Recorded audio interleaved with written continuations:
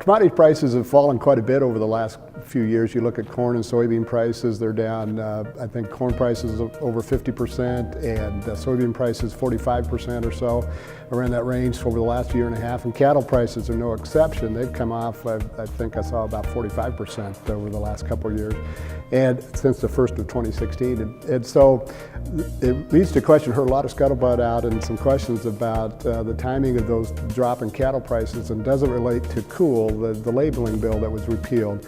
And COOL, the repeal was effective in late December of 2015, so we have 2016 where we've looked and seen what's going on. And part of the concern is that the repeal of COOL has led to a lot of imports, number of imports of both beef and veal, but also live cattle into the country, and that's pushing down cattle prices. And we've seen videos to that effect. I've had some questions from members about that. So we decided to look into that a little bit. And if you see, throw up a first chart here, it shows beef and veal imports into the country over a time period starting with the year 2000 and runs through 2016. And looking at that chart, you can see that there's a pretty level pattern on imports into the country, ranging from about 150 million to 300 million pounds.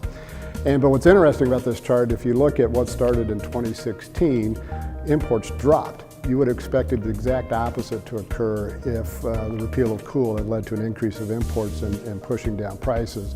And USDA projected a couple weeks ago that imports are going to be down 10% in 2016, and then maybe another, I think, 11% in 2017. So it appears that the import of beef and veal aren't the cause for the drop in cattle prices. So the other thing you look at then is live cattle imports. We do import live cattle from Mexico and Canada. And this next graph shows what happens with live cattle, or has happened in live cattle imports over the last few years.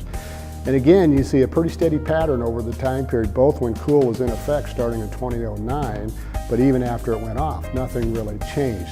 So there doesn't seem to be a link there, and that actually coincides with some research that came out of Auburn University, what the supporters of COOL had done to show they were arguing prior to COOL's repeal that it had no impacts on imports, so there was no reason to repeal it. And I think that what we're seeing here in this chart is consistent with that.